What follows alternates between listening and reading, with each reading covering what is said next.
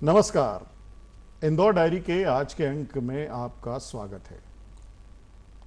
दर्शकों, जब हम बीमार हो जाते हैं तो निश्चित ही जब हमारी स्वास्थ्य में परेशानी आती है और घरेलू तौर तरीकों से ठीक नहीं होती है, उपायों से ठीक नहीं होती है, तो हमें डॉक्टर की ज़रूरत पड़ती है और हम डॉक्टर के पास जाते हैं, इलाज कराते हैं। डॉक्टर भी विभिन्न पैथियों से इलाज करते हैं, कुछ मॉडर्न मेडिसिन से करते हैं, कुछ आयुर्वेदिक से करते हैं, कुछ होम्योपैथी से भी करते हैं। और बात करें होम्योपैथी की तो वो जो मीठी मीठी दवाइयाँ हैं वो बच्चों को भी बहुत अच्छी लगती है और बड़े भी उसे पसंद करते हैं। तो आजकल होम्योपैथी का चलन कुछ ज़्यादा बढ़ गया है।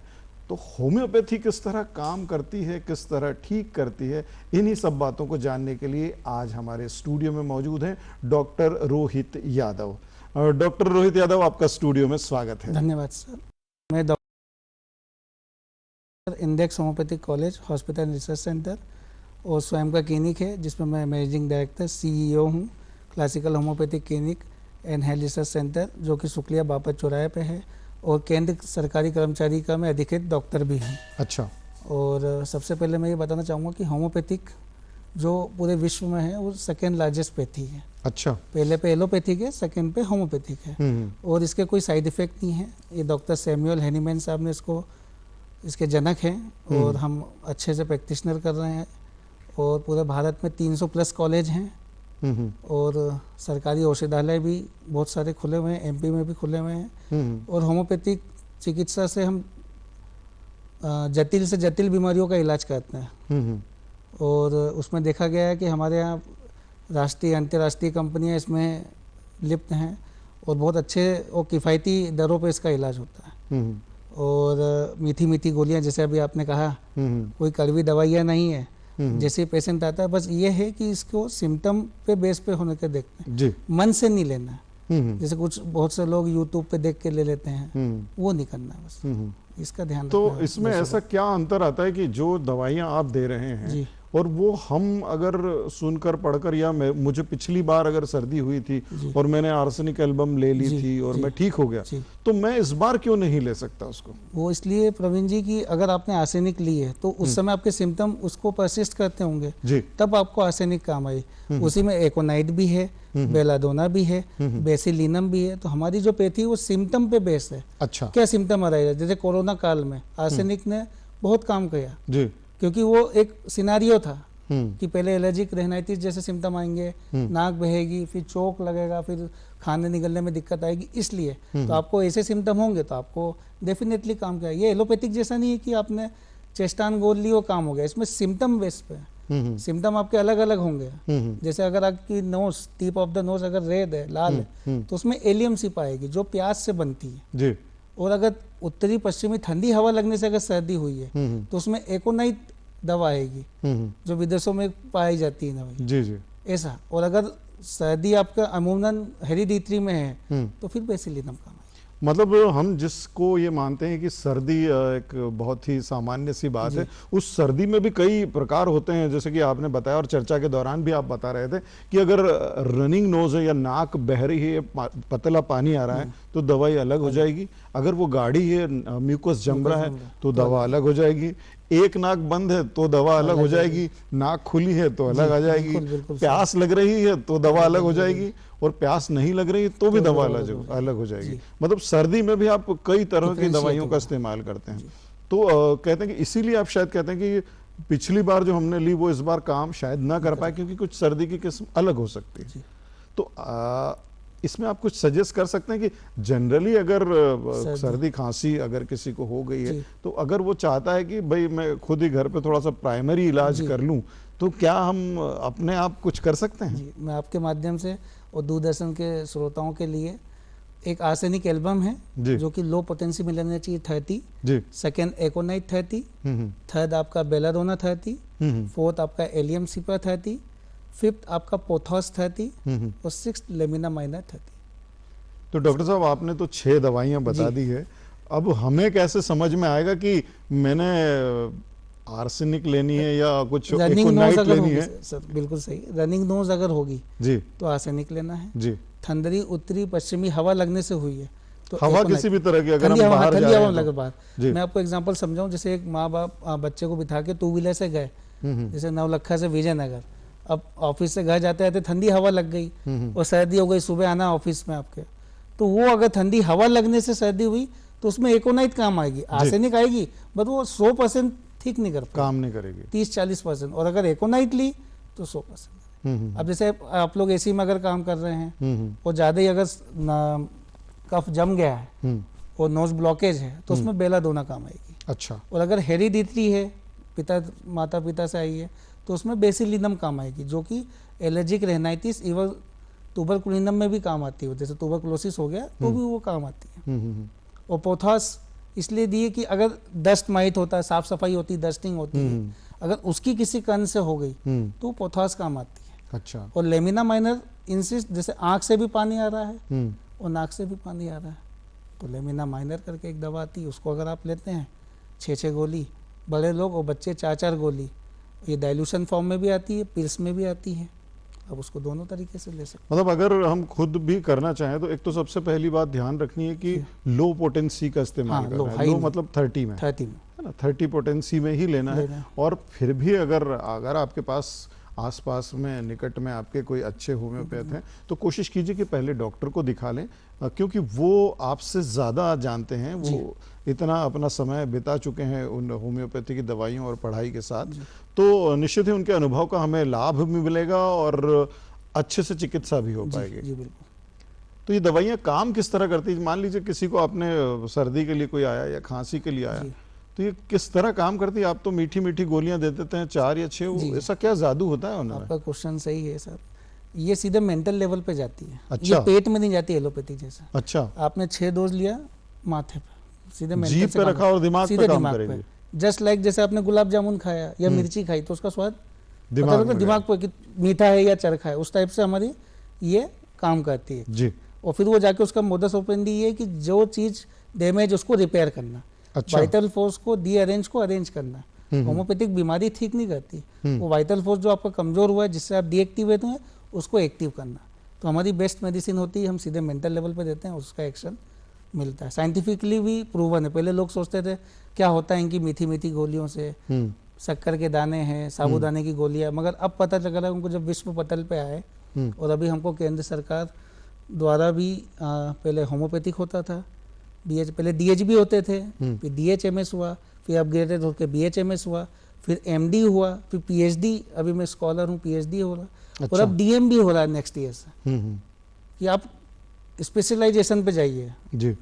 तो जब सरकार इतनी मेहनत कर रही है, हम लोग भी अपनी स्टडीज पे देखते रहते हैं, रिसर्चेस हो रही हैं आजकल CCRH करके, वहाँ पे हम रिसर्च का पेपर अपना पढ़ते हैं कि ये दवाइयाँ इस पे प्रूव हुई हैं। जैसे कोरोना काल में आर्सेनिक की बात करें, आपने बोला तो वो प्रूव हुई तभी तो दी गई है। सभी पैथी के अपने अपने स्कोप है और लिमिटेशन है। अब हड्डी टूट के आ गई, उसमें मेरा काम नहीं, वो MBBS के पास जाएगा, हड्डी अपना फ्रैक्चर करवाएगा। हाँ, मगर उसके बाद जो केलस फॉर्मेशन होती है हड्डियों का शेप में लाना, तो हमारे यहाँ सिम्फाइटम 30 है।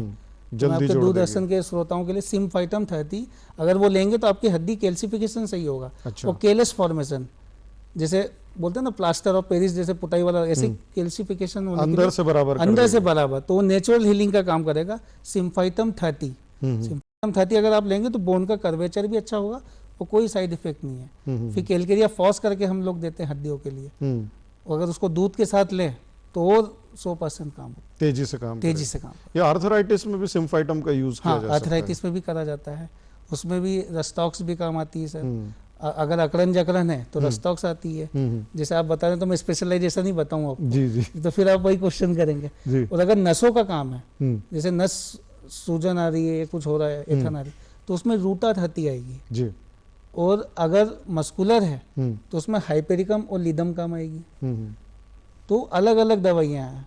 तो जैसे अकड़न अर्थराइटिस गठिया, तो उसमें एथन भी आएगी, अकड़न भी आएगी, जकड़न भी आएगी। तो अलग अलग दवा। अगर चोट लगी है, किसी बालक को स्कूल में किसी टीचर ने चाटा मारा, तो वो चोट की भी दवा 10 साल बाद भी हम देंगे, तो उसका नाम है आर्निका मोन्टाना। ये पहाड़ों में पाई जाती है।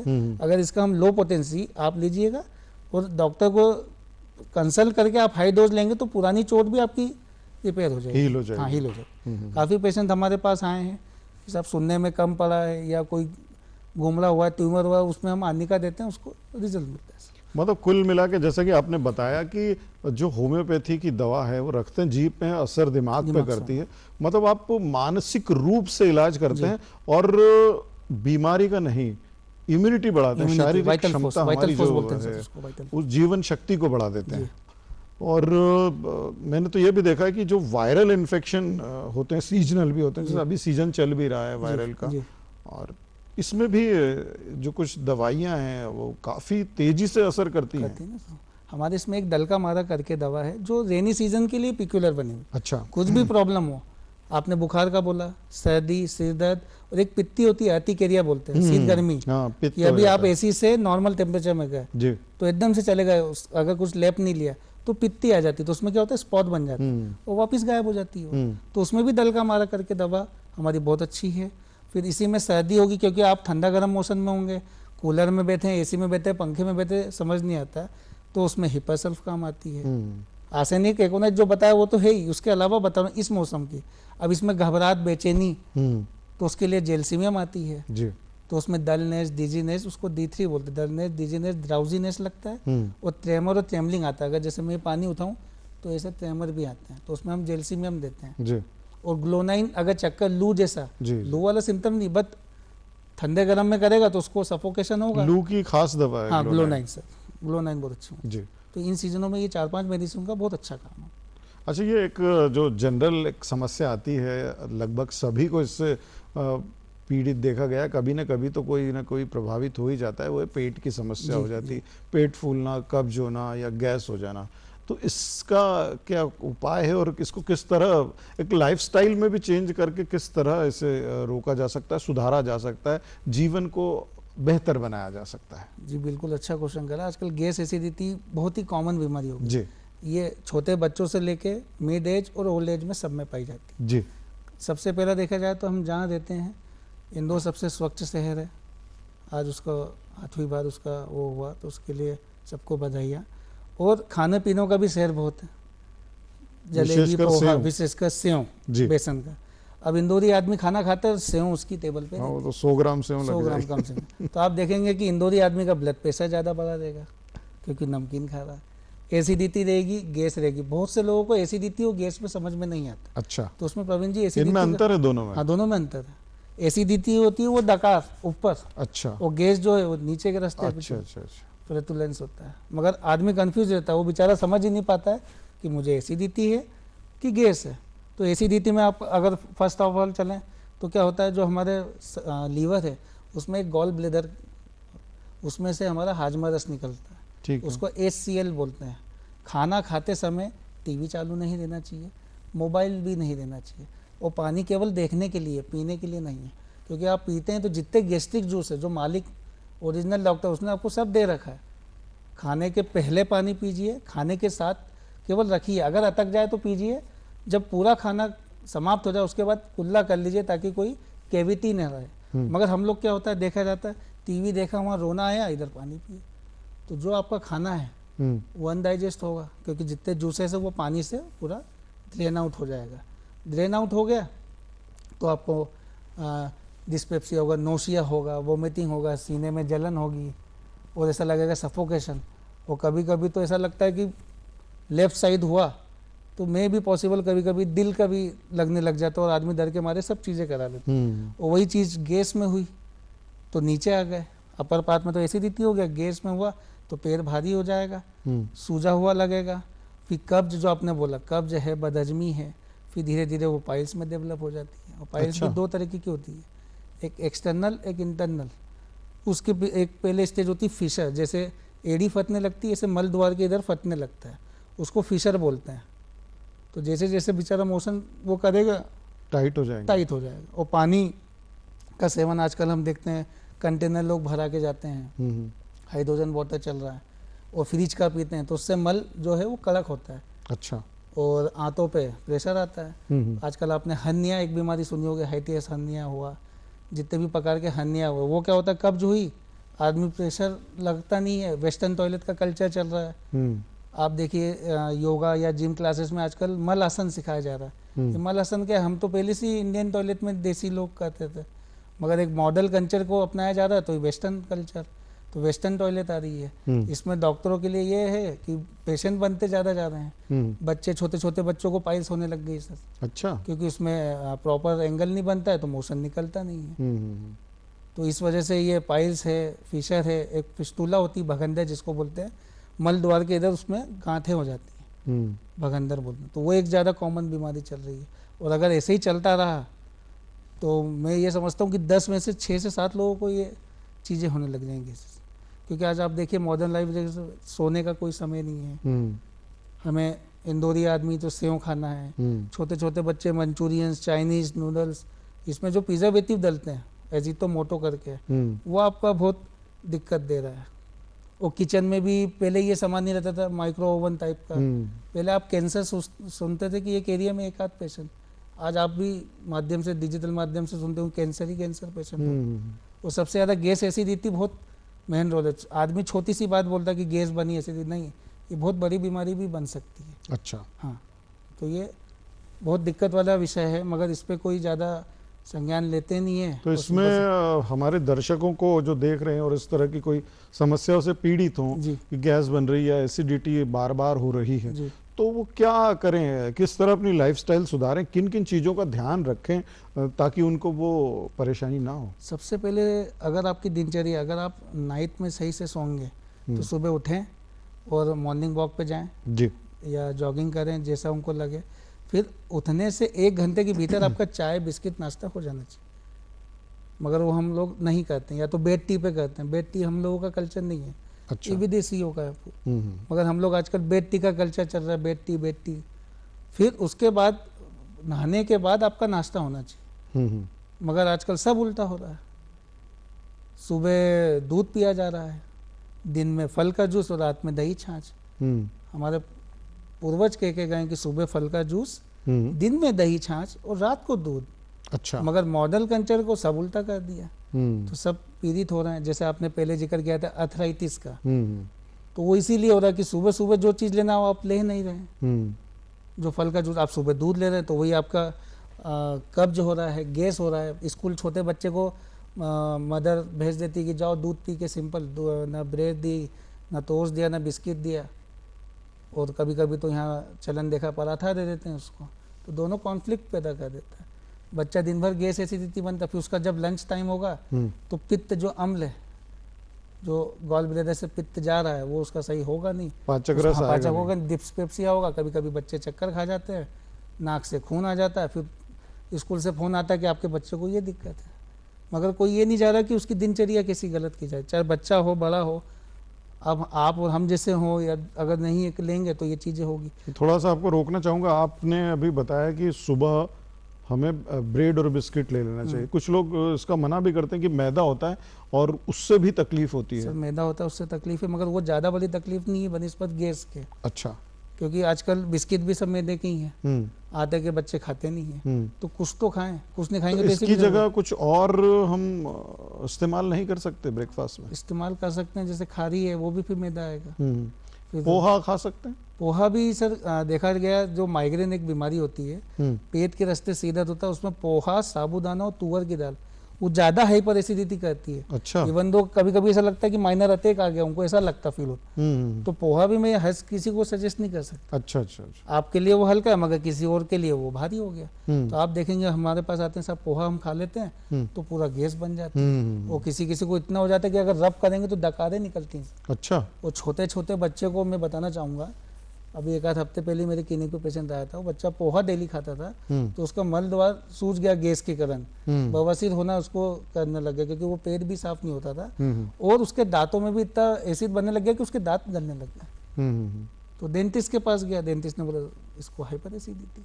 तो हाइपर एसिडिटी वही हुआ कि सुबह भेज दिया माने दूध पी के केवल। तो इसीलिए हम ब्रेड तो हम भी फेवर में नहीं, मगर अब क्या दें, कुछ तो दें। तो उसको हाइपर एसिडिटी हो गया, तो उसका पित्त पूरा ज्यादा। तो अगर वो दूध की बजाय चाय इस्तेमाल करते तो क्या फायदेमंद हो सकता था? चाय भी ठीक है, मगर उसके साथ भी कुछ तो लेना पड़ेगा आपको। बिना खाए दूध तकलीफ दे सकता है, दूध तकलीफ दे सकता है, तो उसको रात में इस्तेमाल दूध रात को इस्तेमाल किया जाता है। मगर अच्छा, सुबह भी कुछ इलाकों में सुबह पराठे के साथ दही या छाछ ले लिया जाता है, तो वो वो उनको सूट कर जाता है, मगर हर किसी को सूट नहीं होगा, वही कॉन्फ्लिक्ट वाला काम है। मतलब कुल मिला के ये है कि आपकी शारीरिक प्रकृति के अनुसार आपको क्या पाचन में सहायक हो रहा है और क्या तकलीफ दे रहा है, ये भी एक देखने वाली बात होगी जी। क्योंकि नॉर्मल देखा जाता है कि सुबह फल का जूस सबसे बेस्ट होता है। दिन में दही छाछ अपन वगैरह लेते हैं जी। और रात को दूध, इसलिए कि अगर आप रात में वो भी गर्म नहीं, हल्का वार्म दूध पीते हैं तो सुबह प्रेशर और मोशन अच्छे से होता है। ये खाना खाने के बाद दूध इस्तेमाल करें या पहले ही? बाद में, सोते समय ना। तो उसके बाद ब्रश भी करना जी। अच्छा। हाँ, नहीं तो कैविटी फिर आप सोचेंगे कि डॉक्टर साहब बोल के गए, दांत वाले डॉक्टर का फायदा कर गए, वो जी जी जी, कैविटी नहीं हो। अच्छा, कई बार ऐसा भी होता है कि जो एसिडिटी होती है या जिसको हम कहते हैं गैस चढ़ जाना होता है, उसके कारण यहाँ हार्ट में भी जलन होने लगती है और हम घबरा के हॉस्पिटल की तरफ दौड़ जाते हैं कि कहीं, क्योंकि आजकल सडन अटैक वाला जो कार्डियक अरेस्ट का मामला चल रहा है, तो हम लोगों को लगने लगता है कहीं हार्ट का कोई प्रॉब्लम तो नहीं है। तो ये कैसे पहचाने कि ये जो मेरे को जलन हो रही है, मुझे जो तकलीफ हो रही है, ये गैस की है या हार्ट की है? ये आपने बहुत अच्छा सवाल पूछा। आजकल युवकों को, बच्चों को यही दिक्कत आ रही है। मैं उसका ये कहना चाहूँगा कि वो लोग स्ट्रेस फ्री लाइफ नहीं जी रहे हैं। स्ट्रेस ही स्ट्रेस में, नींद हुई हो या ना हो, वो जिम जा रहे हैं, स्टेरॉइड ले रहे हैं। अभी हाल ही में आपने देखा होगा, नए नए छोटे छोटे बच्चे खेलते खेलते दिक्कत, डेथ हो रही है। वो इसीलिए हो रही कि ये स्ट्रेस लेवल इतना बढ़ गया है कि जैसे मान लो मैंने आपके पास कुछ अच्छी चीज देखी तो मैं ये सोचूंगा मेरे पास भी है। अच्छा। ये नहीं देख रहे कि उनकी मेहनत कितनी। मेहनत किसी को नहीं करना है आजकल पर, सबको चीजें अप टू द मार्क चाहिए।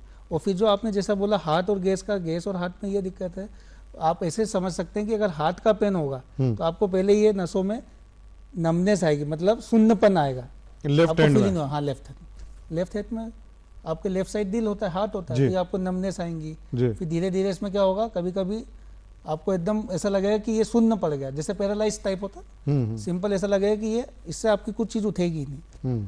थर्ड वन है चक्कर, घबराहट, बेचैनी और सडन आंखों के सामने कभी कभी आंखें चौंधिया जाती है, जैसे बोलते हैं ना पुराने लोग, उस टाइप के सिम्टम। और गैस में क्या होता है, केवल रिजिड हो जाती है बॉडी, स्टिफनेस होती है और पेन होता है उसको, थ्रोम्बिंग पेन, ऐसा लगता है जैसे किसी ने पत्थर रख दिया हो यहाँ से, तो ऐसा लगता है कि दिक्कत आ रही है। और कभी कभी फॉल्स इंटरप्रिटेशन हो जाता है, कॉन्फ्लिक्ट हो जाता है, वो पूरी जांच करवा लेता, कुछ भी नहीं आता। हाँ, होता है। ईसीजी सबसे पहले नॉर्मल, फिर टीएमटी ट्रेडमिल टेस्ट कराते हैं, वो भी नॉर्मल। तो ये आजकल बहुत पिक्यूलर है। और क्या होता है, आपका 8 घंटे काम करने का होता है, 7 घंटे आप नींद लीजिए, ज़्यादा एक्सरसाइज नहीं, अगर आप 1 घंटा भी व्यायाम देते हैं तो बहुत अच्छा है। परिवार के साथ समय बिताएं, मगर वो हो नहीं रहा है। पूजा में कीजिए और 1 घंटा अपने लिए भी दीजिए कि मैं क्या करना चाहता हूँ, स्वयं के साथ भी बिताइए। 24 घंटों में से 20 होगा, 2 घंटे आप स्किल्स में क्या कर सकते हैं, आपकी प्रोडक्टिविटी। एक मोबाइल भी अगर अपडेट नहीं होता तो अपन नहीं लेते, तो अपनी बॉडी, अपन कैसे अपने आप को फ्लरिश करें। और 2 घंटे आप प्रभु के लीन में दीजिए, जिनके लिए। तो ये चीज़ अगर आप करते हैं 24 घंटे, तो आप बेहतर ज़िंदगी करेंगे। और सुबह उठें, घूमने जाएं समय पे। सबसे अच्छा आप ब्रेकफास्ट का समय ब्रेकफास्ट कीजिए, लंच का समय लंच कीजिए और डिनर का समय डिनर कीजिए। और आपके श्रोताओं को ये बताऊंगा कि ब्रेकफास्ट हैवी कर लीजिए, लंच थोड़ा कम हैवी कर लीजिए और डिनर एकदम कम कीजिए, ताकि सोते समय आपको दिक्कत ना आए। जो अभी आपने जिक्र किया कि आजकल बहुत ये मॉर्निंग प्रॉब्लम हो रहा है, एसिडिटी हो रहा है, वो इसीलिए होता है कि रात में जैसे 8-9 बजे खाना खाया, 2 घंटे उसको चाहिए अग्नि को पचाने के लिए, HCl जो अपना है, मगर वो हो ही नहीं रहा, खा के सो जाते हैं। और प्रोटीन का ज़्यादा उपयोग नहीं करना चाहिए, मगर आजकल टीवी पे देख के प्रोटीन आदमी की नीड्स किस हिसाब से, अगर फिजिकल है तो उसको कार्बोहाइड्रेट ज़्यादा लेना चाहिए, दिमागी काम है तो प्रोटीन ले, मगर सब उल्टा हो रहा है। तो इस वजह से जो आपने बोला कि आजकल ये हार्ट डिसीज वाला, वो इसकी वजह से। आप जैसा कि बता रहे हैं कि एक निर्धारित समय पर हमें सब काम करना चाहिए, ब्रेकफास्ट हो, लंच हो, डिनर हो, लेकिन कुछ विशेषज्ञ ऐसा भी मानते हैं कि अगर आपको भूख नहीं लग रही तो भले ही टाइम हो गया हो, लेकिन आपको खाने से बचना चाहिए, क्योंकि आपका जो स्टमक है या आपके अंदर से जो पाचक रस निकलने वाले हैं वो नहीं निकलेंगे। तो ये हम फिर लंच समय का ध्यान रखें कि हमें 1:30 बजे खाना खाना है। अब हमारा तो चूंकि नौकरी वाले जो लोग रहते हैं उनका टाइम पर्टिकुलर है कि 1:30 बजे ही लंच होगा। अब मुझे भूख लग नहीं रही है और मैंने फिर खा लिया, फिर एसिडिटी हो गई। सर वो उस कारण से होता है कि अब खाने की क्या इच्छा है।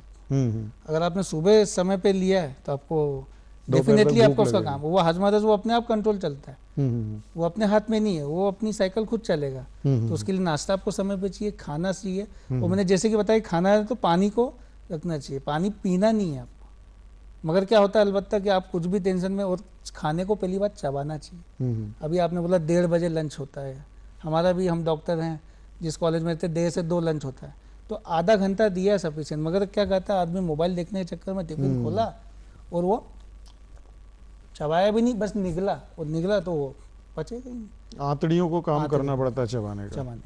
अगर आप दांत से करेंगे, आप जानवरों से सीखिए, कभी गाय को खाते हुए देखिए पूरा च्यूइंग करती हो, तो उसके सब जूसेस बढ़िया रहते हैं, उनको कब्ज नहीं होती जानवरों को। मगर हम इंसान मोबाइल चलाने के चक्कर में कुछ भी लालच के फटाफट खाया तो वहाँ पचन हो गया। अच्छा, दूसरा जैसा आपने बताया था कि अगर खाना खा रहे हो तो टीवी ना देखें, है ना, कुछ और काम ना करें, तल्लीनता से अपने खाने पे ध्यान दें ताकि आपके पाचक रस बराबर आए। चलते चलते थोड़ा सा और ये बता दें कि अगर बाय द वे एसिडिटी हो गई या गैस हो गई तो इसमें होम्योपैथी मदद करेगी या नहीं? करेगी सर, डेफिनेटली करेगी, और मैं आपको उसके लिए मेडिसिन भी बता सकता हूँ जी। जैसे हाइपर एसिडिटी है जी, तो कार्बोवेज काम आएगी, ये कोयले से बनती है, तो जितने भी हाइपर एसिडिटी वाली चीज़ें उससे सॉल्व हो जाएंगी। चाइना करके दवा आती है जो मिड वाली गैस को ठीक करती है, एक लाइकोपोडियम करके वो ओवरऑल गैस को ठीक करती है। अगर सीने में जलन है तो रूबिनिया करके आती है, वो ओवरऑल गैस को ठीक।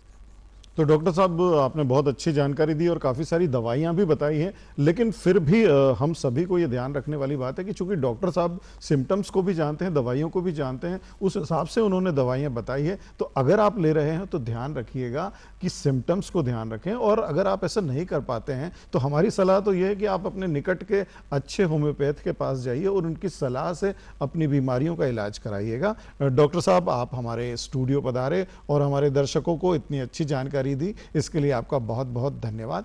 नमस्कार। आपको